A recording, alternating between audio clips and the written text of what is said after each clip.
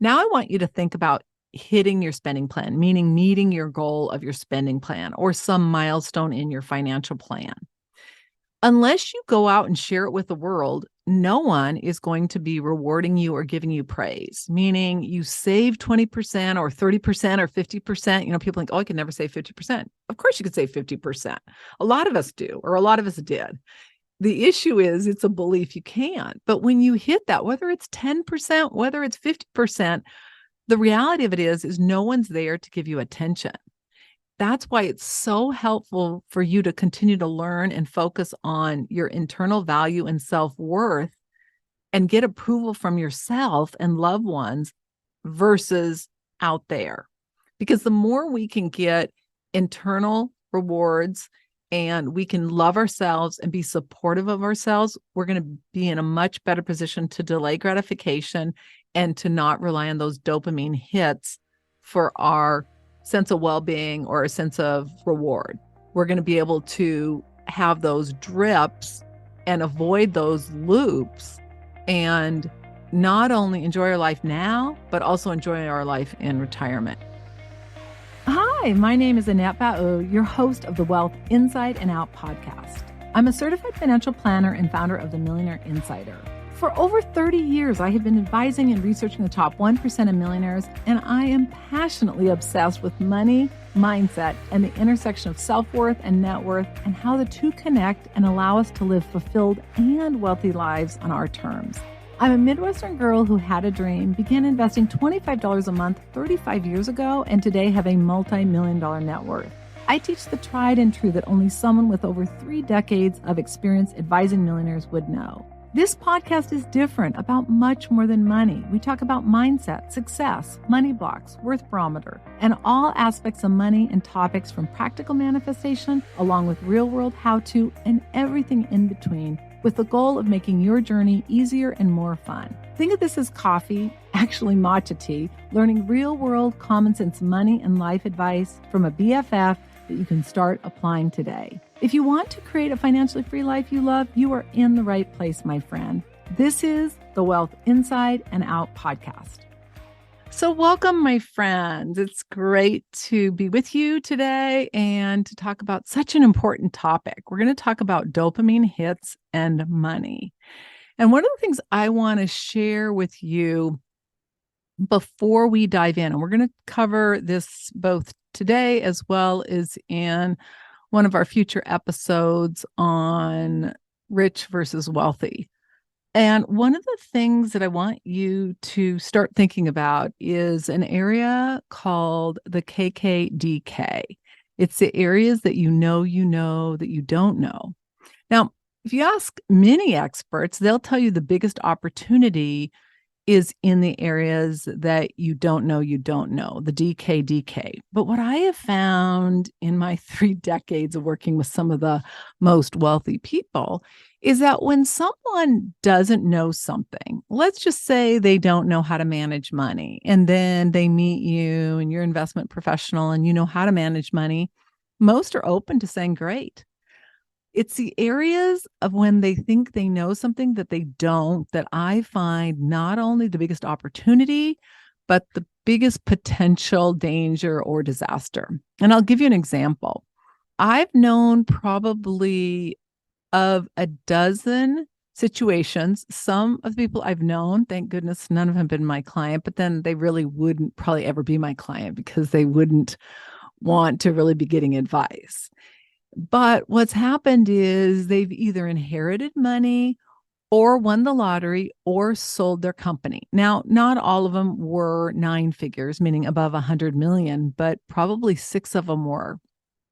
And in several of the cases, what ended up happening is they were really successful at one area. Like they knew healthcare back and forth, and they sold their company for 100 million. And they thought, well, because I know healthcare really well, therefore I know investment planning. But they'd never spent any time really doing it.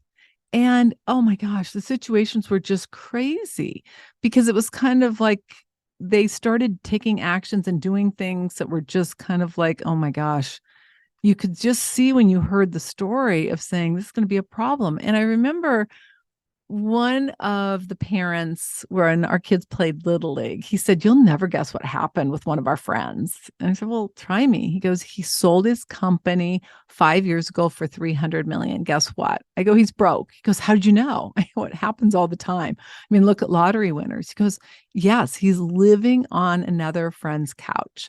But see, the issue is it's the areas you know that you don't know that are your biggest opportunities. So as we go through this today, I want you to just be thinking about that.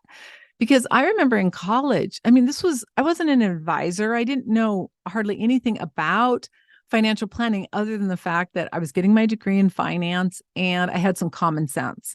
And I'll never forget it. One of our regulars, such a nice guy, and I think he inherited money, but it was like 100 million. He may have sold his company. I'm not sure if he inherited it or sold his company, but I'll never forget it. The person who was advising him, and I don't know what his qualifications were, but this guy is talking to us about the fact that he is investing in pork options over in Africa. Now, I mean, that's kind of like a joke in the financial services, like, oh, that person's investing in like some crazy thing over in some other country, meaning they're going to be taken advantage of. And at the time, I didn't have any knowledge, but I'm like, that sounds crazy. And I remember the guy getting kind of defensive. He's like, it's none of your business. He's willing to take the risk and, he wants the return. And make a long story short, he ended up losing all of that money. And I don't know what ended up happening to him as far as if he lost all of it. But I mean, when you start doing crazy things like that, yeah, you might get a huge payoff, but probably not. I've heard people doing such fascinating things. I mean, just terrifying. And I think if you've just got so much money that you just want to blow it, that might work. But a lot of times that's not the case. So I hope as we go through this training, your numbers may not be as big as those, but it just goes to show you that even someone who's got over $100 million can make crazy mistakes. So can somebody who's got 100,000 or 10,000.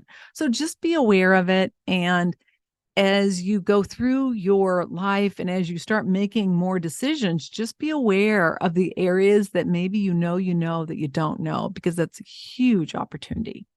All right, so let's look at what we're going to dive into today. You're going to learn what a dopamine hit is, some of the most common dopamine hits, and how dopamine impacts our earning, our spending, our savings, as well as tips to get healthy dopamine hits so we're not getting them from areas like over-earning or overspending. So today's bonus is our money mindset guide. You can go to themillionaireinsider.com/MMG. This guide is going to help you master your money and your mindset so that you can get into the driver's seat of your life. Again, it's themillionaireinsider.com/MMG.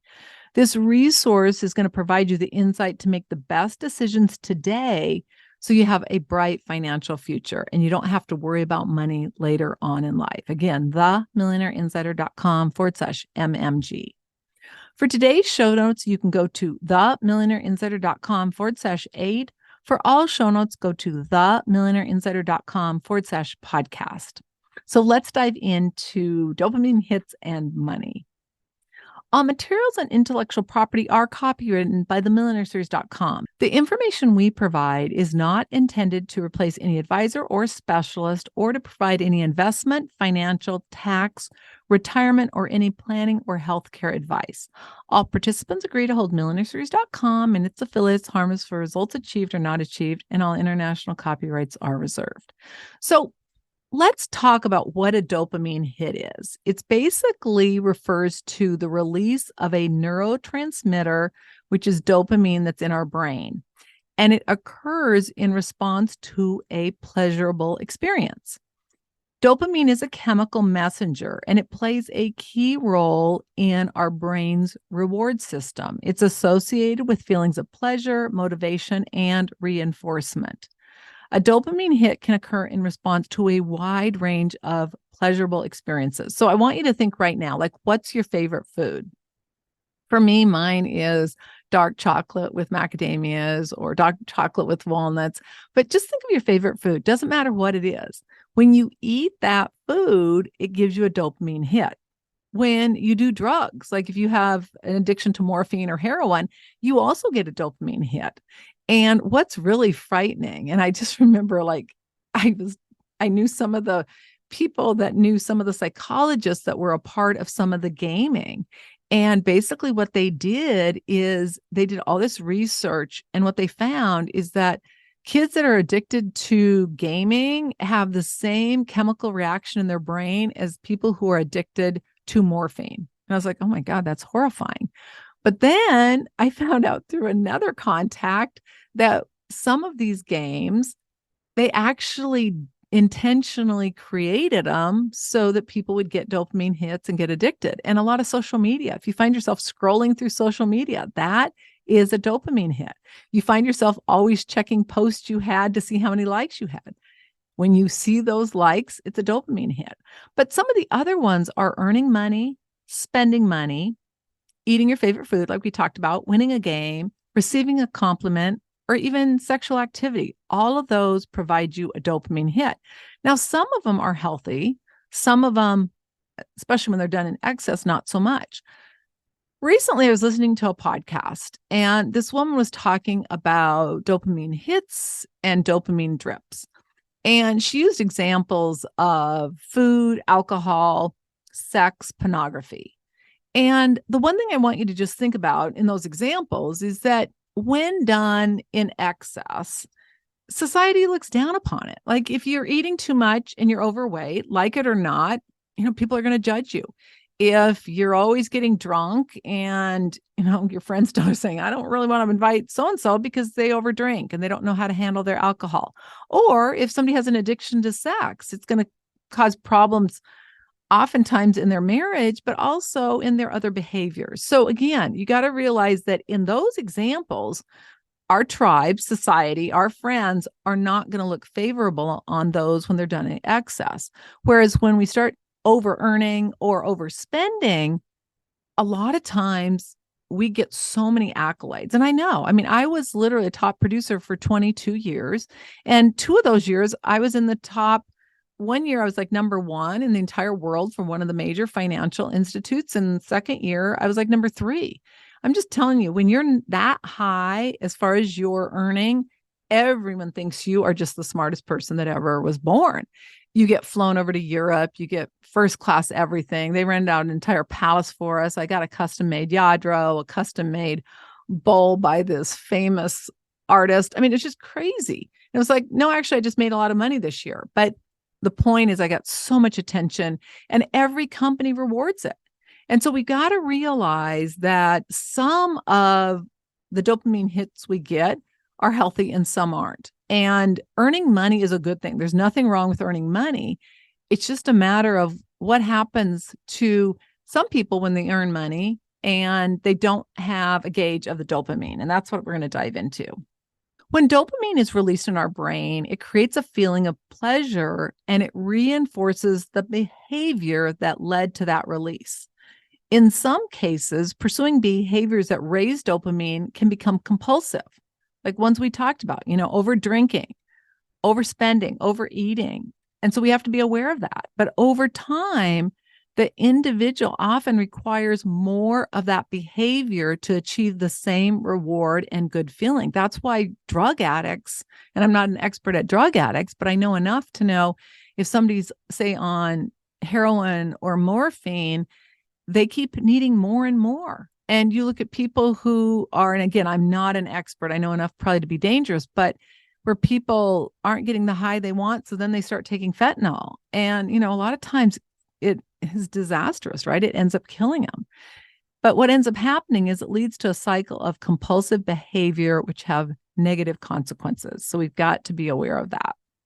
So I talked a little bit about this, but there are dopamine hits, there are dopamine drips, and then there's something I refer to as a dopamine loop.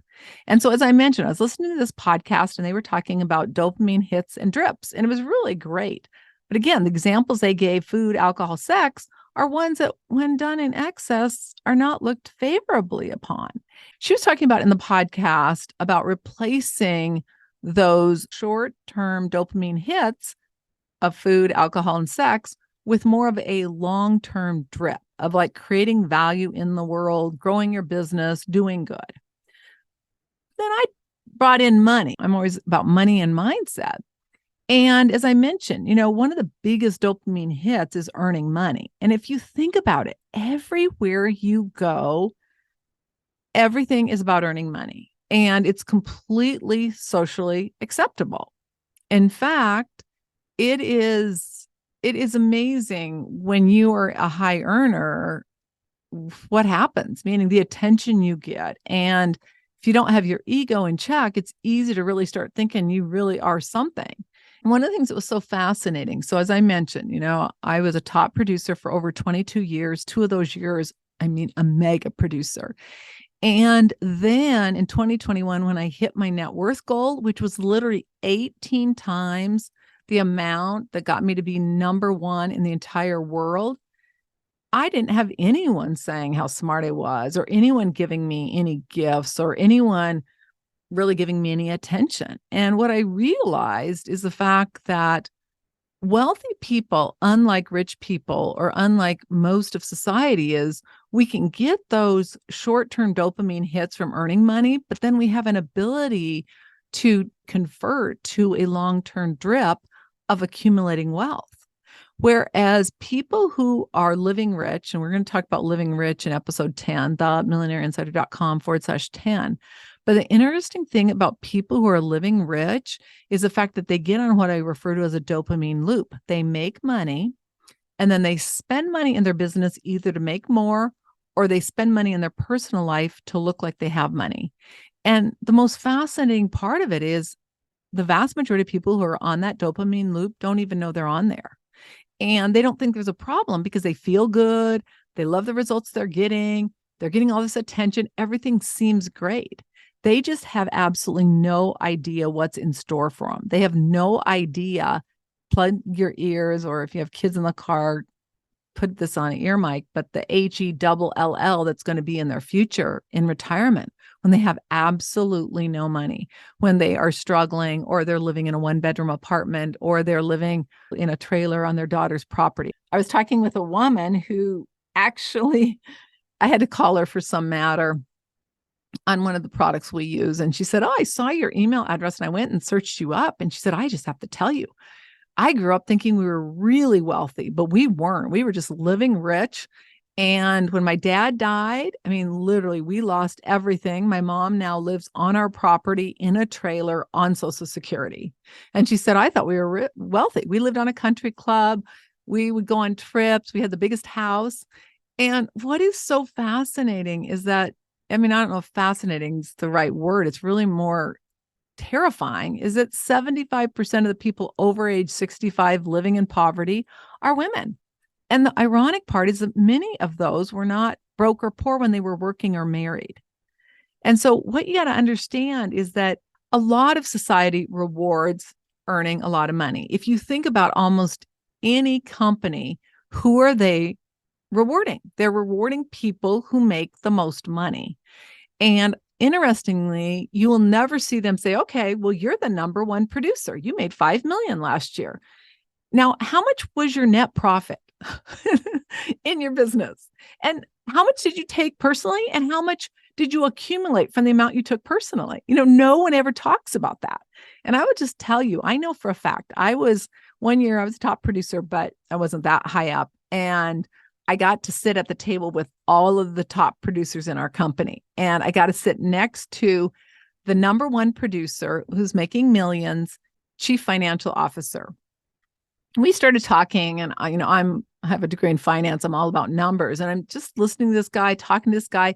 I'm like, this guy, he's netting less than I am. His expenses were outrageous. He was spending so much money on marketing, and he didn't do any relationship marketing. So they basically had no referrals. It was like a transaction business. And I thought, oh my gosh.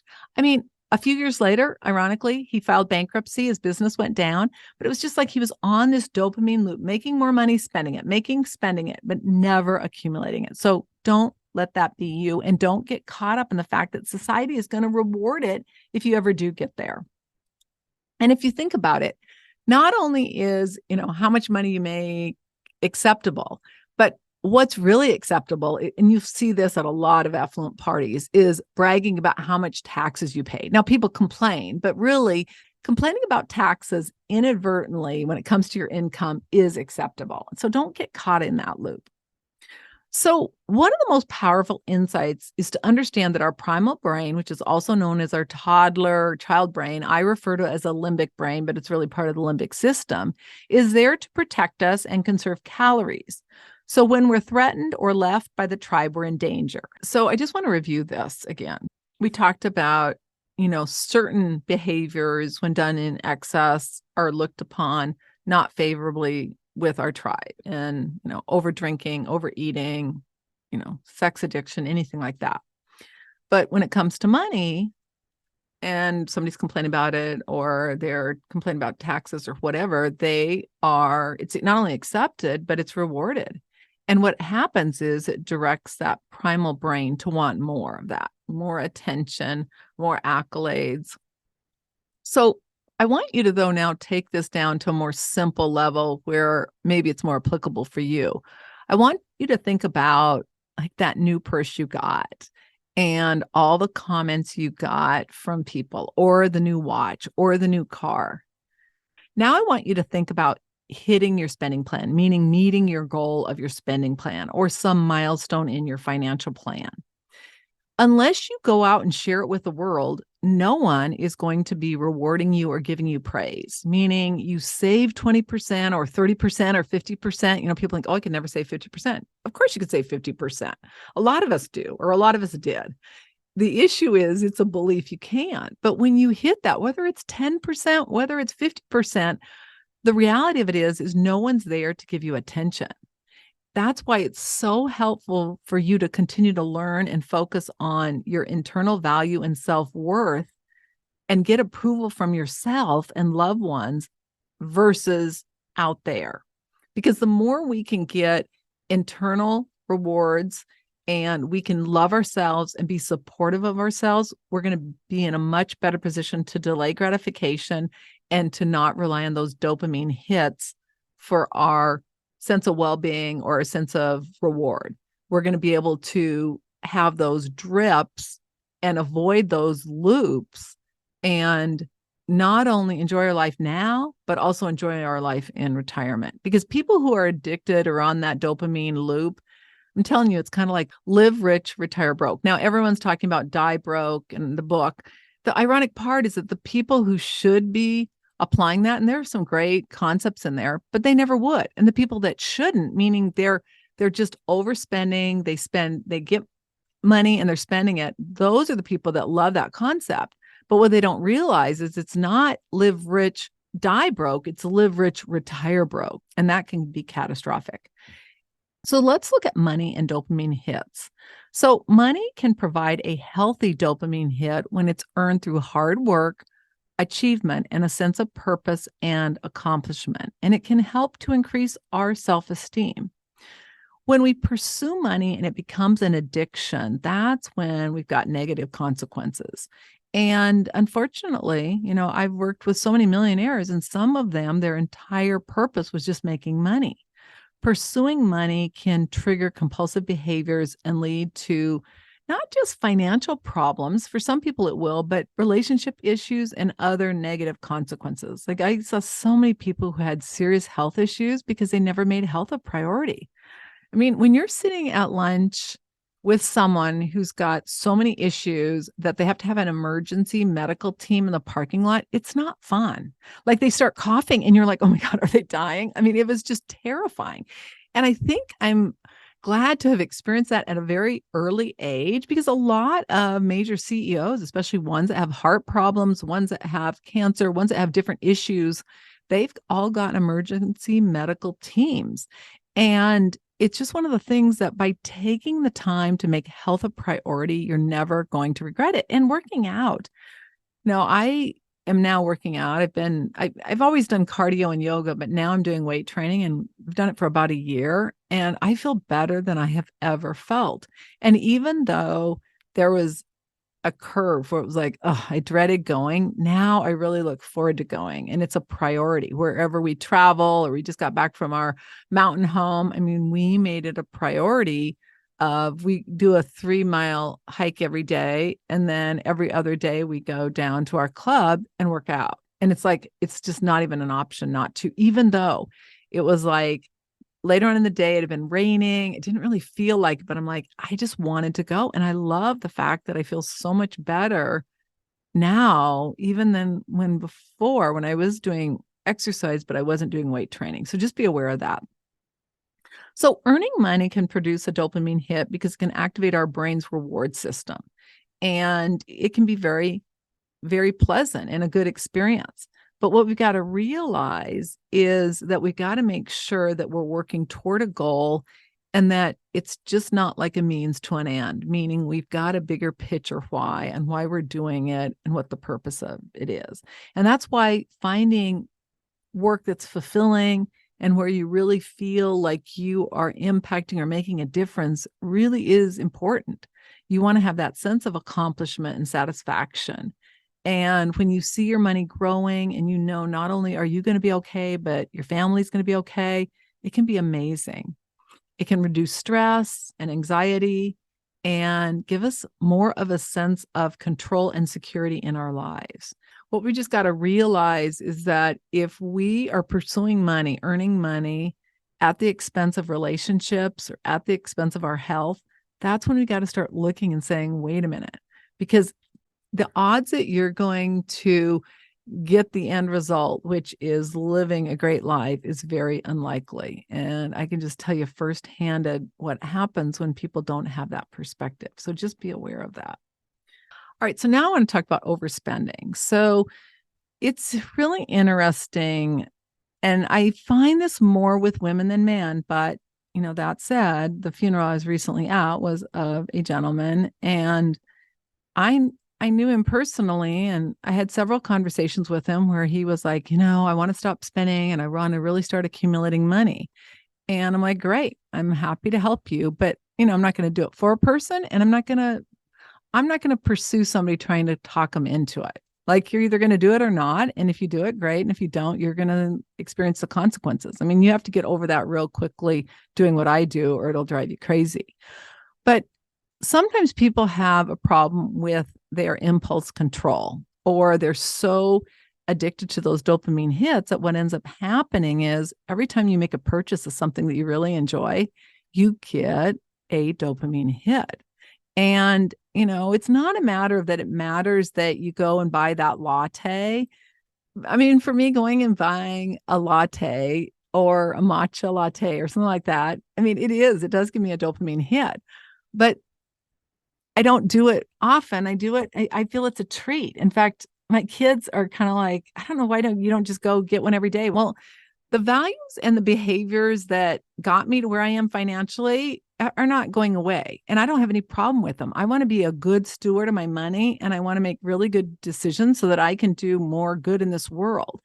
And what I find is that people say, well, you can still have your latte. It's not that you can't still have your latte. It's just the problem is it's the latte, the purse, the trip, the watches, the cars. It's all of those things that become addictive. And what ends up happening is it leads to overspending and accumulation of debt.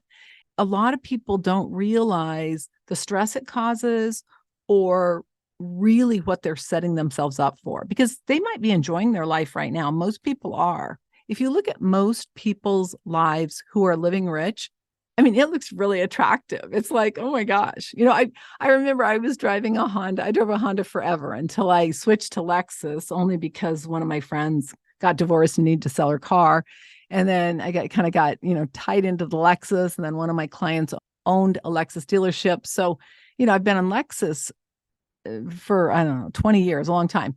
But before that, I drove a Honda, and I love my Honda. And the only reason I went to a Lexus is I needed an SUV, and they didn't have the SUV at the time. One of my friends had a Bentley, and I'll never forget it. I mean, literally, we pull up at the Newport Country Club. Oh my gosh, you can't imagine how we were treated, like royalty. And I was laughing because I was speaking down in Florida, And the company I was speaking for gave us a rental car. And it was like a Toyota. It was a cute little car. But we went to the W, and I kid you not, like hundreds of thousands of dollars of cars, and they're all lined up.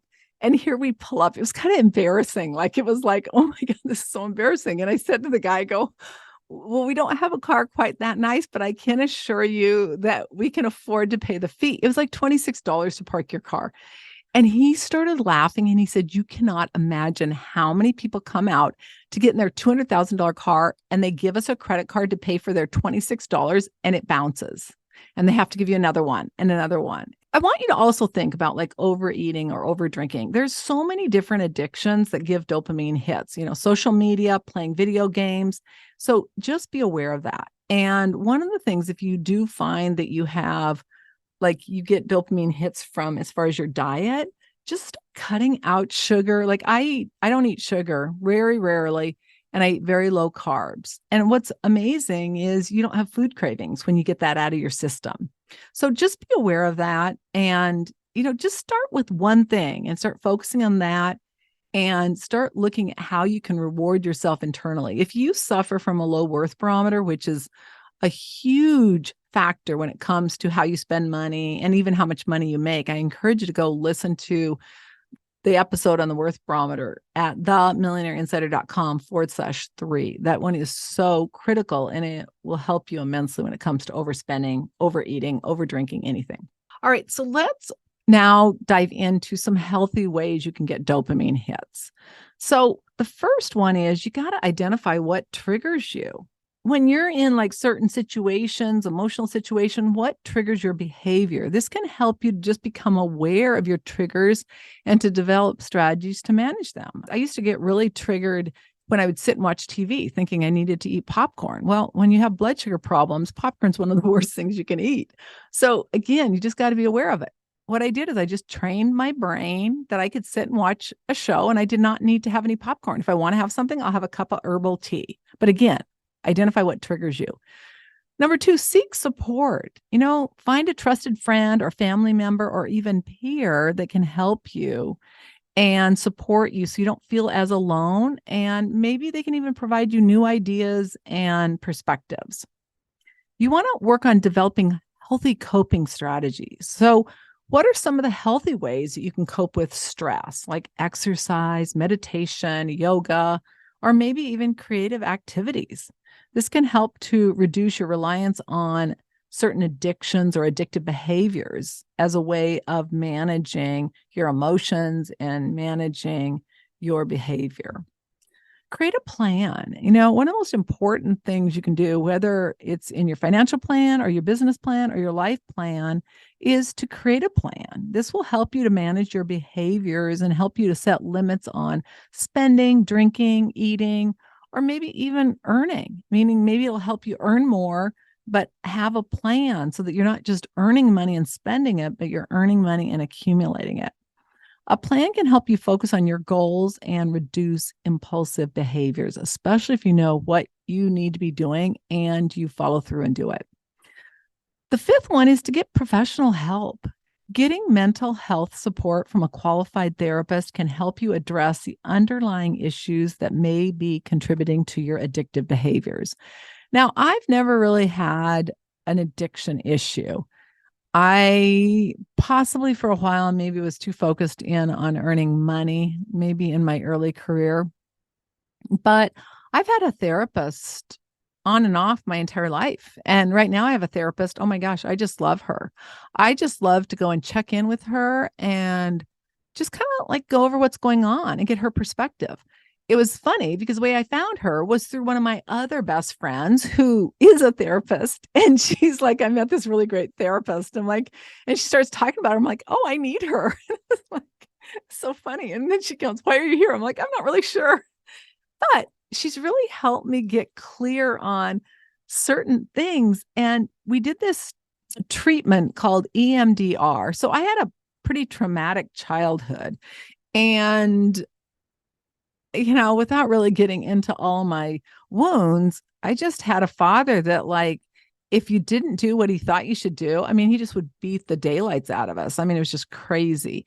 And I can remember telling this therapist when I was in college. I was like 24, and I just remember he had been practicing. He had been a therapist for 26 years.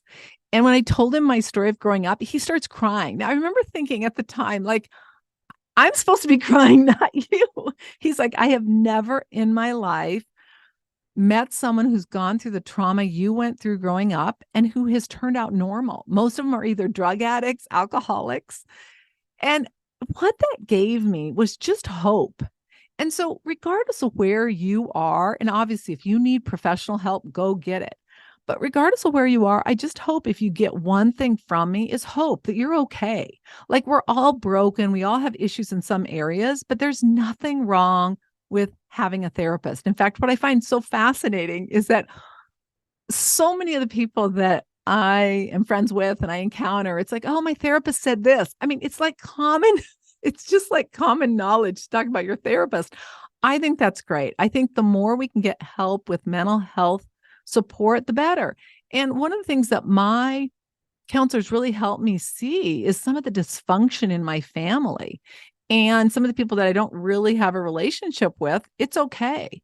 And it's just really helped me to get a perspective of understanding what's okay and what's not okay behavior. And so I encourage you, if you have any issues that you think are keeping you from where you want to go or are not working as well for you as they need to, get professional help. It is worth its weight in gold, especially if you find a good one. And then practice self-care. Number one, getting enough sleep. Now, everyone says 8 hours. That's 8 hours of sleep. You have to add 30 to 90 minutes onto that because we are awake 30 to 90 minutes each night. You want to eat a healthy diet.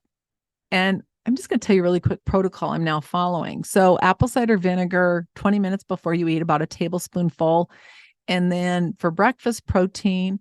And then, so I do protein where I'll do like a sausage or a piece of some type of protein, could be salmon, could be turkey. So again, you always want to work with a qualified healthcare professional. But then I have my protein shake and then I have my latte. Right when I get up, I have my, 1/4 of my water along with some herbal tea. And then I don't eat again until the evening. What they want you to do then when you eat is, again, the apple cider vinegar 20 minutes before you eat, and then eat your vegetables. And the reason they want you to eat your vegetables, this is especially if you have blood sugar issues, which they say now 1 in 2 people do, are pre-diabetic. They don't even know it. 90% don't even know it. And by the time they do know it, it's really too late. So don't let that be you. But the vegetables line your upper intestine so that as much sugar won't go out. And then after you have your veggies, then you have your protein. And then if you're going to have something sweet, then have it. But it's interesting. I've only been doing that a few days. I feel better and I've not had any cravings. I always have some type of craving, none. So again, be aware of that. But eating a healthy diet is so important. And then engaging in enjoyable activities. We just got back from our second home. Every morning we go for a 3-mile walk. I just love being in nature. And it's just so peaceful. And, doing things you enjoy doing. I love doing yoga. I like reading. I like watching some of the favorite shows that I have with my husband. I do watch some TV and I enjoy it. We have certain shows we watch, but just doing some of the things you enjoy doing and that really help your soul, doing yoga, doing meditation, all of those things. Some other things we talked about: exercise, so important. And especially you want to be getting cardio, stretching or yoga, and then some type of weight training. And if you're like me and you don't have the discipline or the desire to do weight training on your own, go to a class. The instructors I have, in fact, one of them, if you're listening, J.O., huge shout out. But his class is so fun and I enjoy going and I've gotten so much stronger and I feel so much better. And then yoga, I've been doing yoga forever. I do yoga every morning, but I also go to a restorative yin class 3 times a week. And that's where you hold the positions like 3 to 5 minutes. And it's priceless. Music, listening to music gives us a dopamine hit. I mean, I just love listening to different soundtracks and different music some of it that I grew up with. Meditation, really focusing in on focused breathing and silent meditation. They see that when you do meditate, it actually increases the dopamine levels in your brain. It can help improve your mood and your focus. eating healthy. We talked about that. Foods such as eggs, dairy products, and almonds can help. Now, be careful with the dairy because that can be an issue if you have allergies like I do.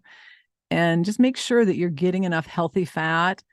Examples of healthy fat would be avocados, olive oil, some forms of coconut, flax seeds, fish, chia seeds, things such as that. And then hobbies, engaging in activities you enjoy, reading, painting, playing an instrument can increase dopamine levels in the brain and help boost your mood. So get to know yourself and get to love yourself. I think the biggest thing I've done is I really like myself. Like, I'm really glad I'm me.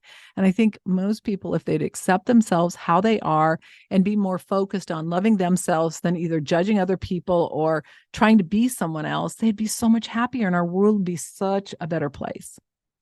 All right, socializing, spending time with friends and loved ones can also increase our dopamine level and help boost our mood. I make it a point, if I can't see my friends, because some of my friends live in, they have multiple homes, I make a point of connecting with them. Some of them I connect with weekly, some monthly, some quarterly, but I make it a priority. And what I found was that as you get busier and more successful, it's harder to maintain those relationships, but they're important to me. And so I make them a priority. Engaging in really any healthy activity that you enjoy can help increase dopamine levels in the brain naturally and improve your overall sense of well-being, which will then help you to make better choices. It'll help you be more in tune with how much you're spending, what you're doing as far as from a standpoint of overspending or shopping because you feel stressed. I mean, the vast majority of women that I have met over my 40 years of researching and 35 years of advising have been saying like, yeah, when I overspend, I feel stressed, or it gives me relief from the pressure I have at my job or pressure I have in my marriage. If you have an issue, I encourage you to go to the 3-day rule. You can go to themillionaireinsider.com/3-day-rule. That's just basically allowing your prefrontal cortex to get in the driver's seat so you're not impulse buying. Recognizing dopamine in your life is so important, and understanding how you can get it healthily and how you can avoid the pitfalls that are going to really wreak financial disaster in your life is critical. So I really encourage you to go back and listen to this, re-listen this, and then just be patient with yourself and celebrate each step, regardless of how small it is. Any step you can take towards a healthier, more balanced, and wealthier life, you're never going to regret. So there you have it. Now, wasn't that easy? Before you get back to your day, just take a minute and identify your dopamine hits and drips, and if your life would be better if you replace some of those hits with long-term drips and you get out of that dopamine loop. Congratulations on taking another step to create a financially free life you love. If you're not sure about your financial future or that it's in order, or you are ready to stop worrying about money or possibly the fear of becoming a bag lady, ending up broke in retirement, or you simply are ready to know your financial house is in order so that you can have a bright financial future, please go to themillionaireinsider.com/NSF. And that doesn't stand for non-sufficient funds. It stands for Next Step Finance. It's the next best step of what you need to do so you can avoid an NSF notice in your future. Again, themillionaireinsider.com/NSF. The number of women who were not broke or poor while working or married is staggering. The entire mission of the Wealth Inside and Out podcast is to ensure you have the information for you, your family, your friends, anyone who's willing to listen to it and apply it so that you can create a financially free life you love. Again, themillionaireinsider.com/NSF. If you love the content, please share it with a friend, and also subscribe and follow us so you get notified of future episodes. And also, we would love a 5-star review. We really appreciate it. Today's bonus, again, is the Money Mindset Guide. You can go to themillionaireinsider.com/MMG. This is going to help you master your money and mindset so you can get in the driver's seat of your life. Again, themillionaireinsider.com/MMG. This resource provides you the insight to make the best decisions today so your financial future will be bright and you don't have to worry about money later in life. For today's show notes, go to themillionaireinsider.com/8. For all show notes, go to themillionaireinsider.com/podcast. Until our next episode, take one action that will help you create a financially free life you love. I'm Annette, your host. All international copyrights are reserved. Bye for now.